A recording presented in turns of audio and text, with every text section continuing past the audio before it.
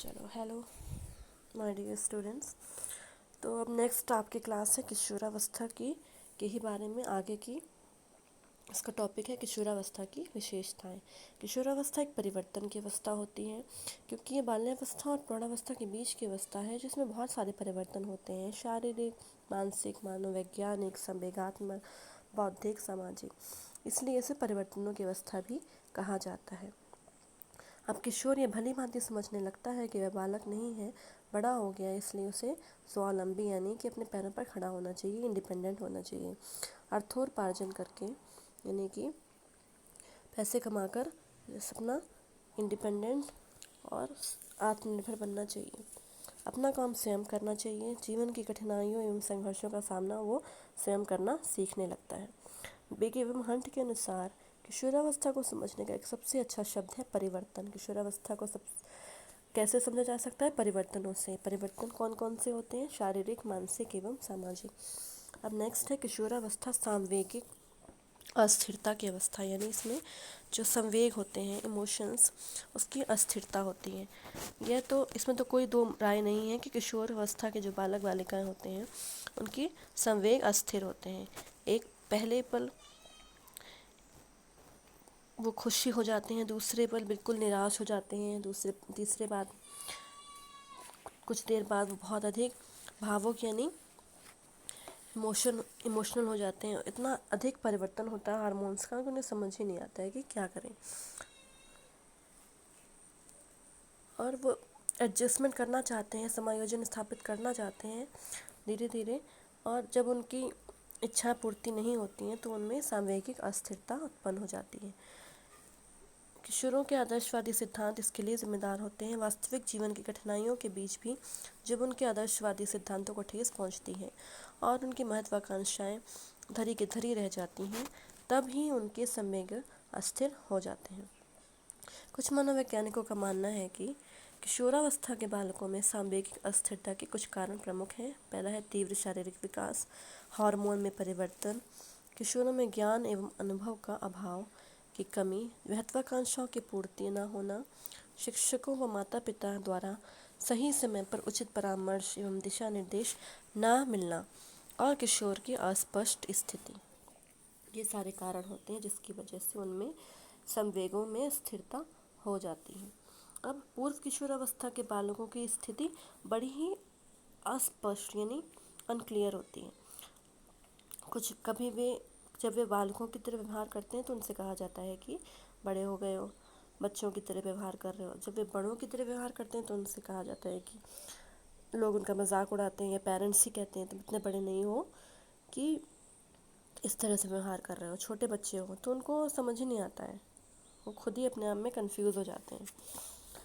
बहुत ही कठिन स्थिति होती है। किशोरावस्था में बहुत सारे परिवर्तन होते हैं और उनके यौन अंगों यानी सेक्स ऑर्गन्स में भी चेंजेस आते हैं। उनको अपोजिट सेक्स के लिए बहुत ही मतलब उनका अट्रैक्शन होता है। प्रसिद्ध मनोवैज्ञानिक रॉस का विचार है कि किशोरावस्था में 3 प्रकार से कामुकता आती है। किशोर स्वप्रेमी हो जाता है और होमोसेक्सुअलिटी का विकास होता है, और हेट्रोसेक्सुअलिटी का भी विकास इसी अवस्था में होता है, यानी विपरीत लिंग के प्रति आकर्षण। होमोसेक्सुअलिटी मतलब समलिंगी साथियों के साथ मित्रता करना पसंद करते हैं और अपने आप में भी सुंदर दिखना चाहते हैं। फैशनेबल कपड़े पहनना, ये सारा सेल्फ लविंग अट्रैक्शन होता है। अब नेक्स्ट है किशोरावस्था के एक संक्रांति काल यानी क्रिटिकल पीरियड होती है। समस्या बहुल यानी बहुत सारी समस्याएं आती हैं इसमें किशोरावस्था में। अब उमंग पूर्ण कल्पना की अवस्था है, मतलब वो सपने ही देखते रहते हैं इस अवस्था में। निश्चित प्रतिमान की अवस्था है, यानी कि बचपन की तरह ही वो इनका एक रोल मॉडल होता है। विकास प्रतिमान यानी रोल मॉडल अपना बना लेते हैं जो धीरे धीरे मैच्योरिटी को प्राप्त करता है। पहले पहले उनको जब प्रारंभिक किशोरावस्था होती है, माता पिता की बात बिल्कुल भी अच्छी नहीं लगती। वो कुछ भी समझाते हैं उसका ही अगेंस्ट ही जाते हैं बच्चे, हर बात को का विरोध करते हैं। और उन्हें पड़ोसियों की या अपने मित्रों की बातें ही अच्छी लगती हैं। उन इस और वो उन्हीं की बात मानते हैं। उन्हें अपना हैसियत समझने लगते हैं, जिसकी लाभ पड़ोसी उठाते हैं और उनको भ्रमित कर देते हैं, यानी उन्हें कंफ्यूज कर देते हैं, गलत भटका देते हैं। जैसे कि आप रोज़ पढ़ते होंगे, 14 पड़ोसी ने 14-15 वर्ष की बालिका को बहला फुसलाकर भगा लिया और उसकी मर्डर कर दिया। ये सारी इस बदलाव के कारण ही होता है। अब किशोरावस्था में विकसित सामाजिकता की अवस्था है। स्टैनले हॉल के अनुसार किशोरावस्था में मुख्यतः 2 प्रकार की भावनाओं का उदय होता है, समाज संबंधी भावना और काम और यौन संबंधी भावना। सामाजिक दायरा इनका बहुत अधिक बढ़ जाता है। किशोरों के मित्रों की संख्या बढ़ने लगती है। अपने घर वालों, माता पिता से अधिक अपने मित्रों को चाहने लगते हैं। तूफान एवं परेशानी की अवस्था भी होती है। वीर पूजा की अवस्था, यानी कि इस सब अवस्था में बच्चों किशोरावस्था के जो बालक बालिकाएं होते हैं उनमें बहुत ही अधिक उत्साह आ जाता है। मित्रों की संख्या बढ़ जाती है और मित्रों को अपना वो हीरो मानते हैं। ऐसे मित्रों को जो देखने में सुंदर और बोलने में मधुर हो, कार व्यवहार उत्तम हो और उनमें लीडरशिप की एबिलिटी हो। ऐसे लोगों को किशोर अपना आदर्श मानने लगते हैं। ये शैशवावस्था की पुनरावृत्ति होती है। कुछ कुछ आदतें किशोर अवस्था की बचपन की तरह, शिशु की तरह होती है। शिशु की तरह ही वो अपने आप को असुरक्षित मानने लगते हैं। उनका व्यवहार अस्थिर हो जाता है और स्वयं के प्रति अनिश्चित होते हैं। संवेगात्मक भी उनका भावुकता आने लगती है। किसी की भी चिकनी चुपड़ी बातों में आकर अपनी जान देने को, सब कुछ अपना निछावर करने को तैयार रहते हैं। उसी कार्य को करते हैं जिनसे उन्हें खुशी मिलती है। यह आत्मनिर्भरता की अवस्था कहलाती है। स्नान अर्थात इसके अंत में किशोर एकदम आत्मनिर्भर हो जाता है। किशोरावस्था में व्यवसाय चुनने की भी अवस्था होती है। अप्रसन्नता की अवस्था, कभी कभी किशोर सपने जो देखता है उसकी वजह से उसको बहुत दुख होता है। अनुपयुक्तता की भावनाएं, यद्यपि किशोरों का शारीरिक, मानसिक एवं संवेगात्मक विकास बहुत महत्वपूर्ण होता है, पूर्ण भी हो जाता है, लेकिन फिर भी उनको बहुत सारे कार्यों को करने में मुश्किलें आती हैं। आकांक्षा का स्तर ऊंचा हो जाता है। किशोर की जितनी मानसिक और बौद्धिक क्षमताएं होती हैं उनसे कहीं अधिक वह सफलता प्राप्त करने की आशा करता है, और जब उनमें सफलता मिलती है तो वह मंजिल को नहीं छू पाता और उनमें अनुपयुक्तता यानी फीलिंग, उन्हें अधूरा अधूरा सा फील होता है। इसकी वजह से किशोर बहुत ही निराश हो जाता है। मान सम्मान व प्रतिष्ठा का अभाव होता है इस अवस्था में। सामाजिक दबाव भी होता है और एडजस्टमेंट से रिलेटेड समस्याएं आती हैं। आइडियलिज्म, आदर्शवाद होता है। किसी को अपना आदर्श समझने लगते हैं। अब किशोरावस्था में शारीरिक परिवर्तन यानी शारीरिक विकास कैसा होता है। सबसे पहले लंबाई बढ़ती है। किशोरावस्था में लड़कियों की लंबाई लड़कों की अपेक्षा अधिक तेज़ी से बढ़ती है। भार बढ़ जाता है, वेट बढ़ने लगता है। धड़ का विकास, छाती एवं धड़ का विकास हो जाता है। हृदय एवं रक्तवाहिनियाँ का विकास पूर्ण हो जाता है, उसकी वृद्धि होती है। नाड़ी संस्थान का विकास होता है। जन्म के समय सिर शरीर की तुलना में बहुत बड़ा होता है। संपूर्ण शरीर भार की अपेक्षा मस्तिष्क का भार 1/8 होता है, जो 10 वर्ष की अवस्था तक 1/18, 15 वर्ष की अवस्था तक 1/30 तथा किशोरावस्था के अंतर 1/40 होता है। इसलिए उत्तर बाल्यावस्था से किशोरावस्था तक मस्तिष्क के भार में केवल 5% तक की वृद्धि एवं विकास होता है, और एक वयस्क व्यक्ति का मस्तिष्क भार 1260 ग्राम से लेकर 1400 ग्राम तक हो जाता है। पाचन अंगों का विकास होता है। फेफड़े का विकास होता है। जो एंडोक्राइन ग्लैंड्स होती हैं, अंतःस्रावी ग्रंथियाँ, उनका विकास होता है।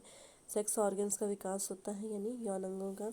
पुरुषों लड़कों की दाढ़ी मूछें निकल आती हैं। लड़कियों की आवाज़ एकदम मधुर हो जाती है। त्वचा में परिवर्तन होता है और फेस अपीयरेंस, मुखाकृति में परिवर्तन हो जाता है। पहले से अधिक सुंदर दिखाई देने, चमकदार हो जाती है। किशोरावस्था में गामक विकास यानी मोटर डेवलपमेंट। लड़कियों की मांसपेशियों के विकास लड़कों की तुलना में जल्दी होता है। लड़कियों की मांसपेशियां 16-17 वर्ष की अवस्था तक पूर्ण विकसित हो जाती हैं, वहीं लड़कों की मांसपेशियां 20-21 वर्ष तक ही विकसित होती हैं। अब किशोरावस्था में सामाजिक विकास। सबसे पहले सामाजिक स्वीकृति।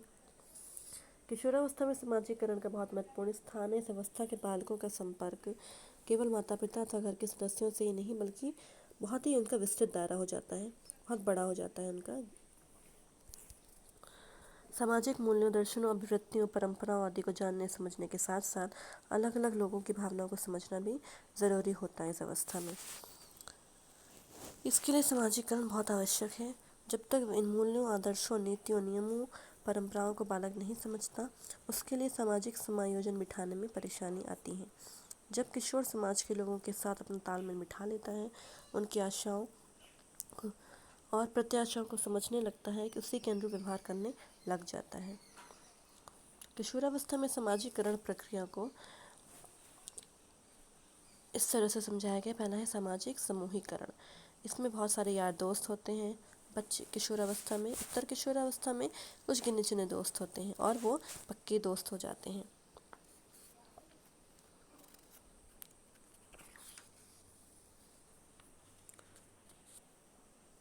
किशोरावस्था में समाजीकरण टोली के माध्यम से भी होता है। यह एक सामाजिक समूह जिसमें 3-4 घनिष्ठ मित्र होते हैं जिनकी रुचियाँ एक दूसरे से काफ़ी मिलती जुलती हैं। वे साथ पढ़ने लिखने, खेल कूदने, खेलते कूदते एक साथ ही हैं। प्रारंभ में एक टोली के सदस्य समलिंगी हो सकते हैं, परंतु आयु बढ़ने के साथ साथ उनकी टोलियों में दोनों ही लिंगों के सदस्य हो सकते हैं। अब सामाजिक स्वीकृति। समाजीकरण के लिए यह ज़रूरी है कि बालक को सामाजिक स्वीकृति मिले। किसी भी बालक को सामाजिक स्वीकृति तभी मिलेगी जब बालक योग्य होगा, प्रशंसनीय कार्य करेगा और उसमें नेतृत्व का गुण होगा।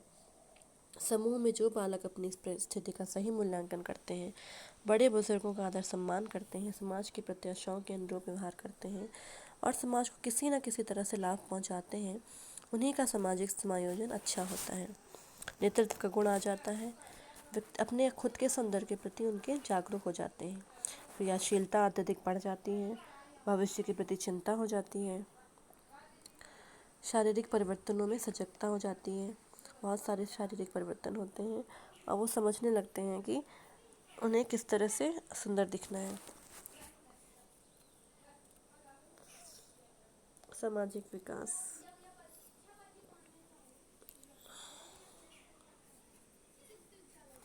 अब है किशोरावस्था का संवेगात्मक विकास। इसमें मुख्य संवेग होते हैं जिनका विकास होता है, जैसे स्नेह एवं प्रेम विकसित होते हैं। खुशी, हर्ष, ईर्ष्या, जेलसी डेवलपमेंट होता है। भय, डरना शुरू कर देते हैं। क्रोध आता है। जिज्ञासा, क्यूरियोसिटी, किसी भी चीज़ को जानने की इच्छा, जिज्ञासा और चिंता शुरू हो जाती है भविष्य के प्रति। तो ये सब थी आपकी किशोरावस्था की अवस्थाएं, विशेषताएं। Thank you.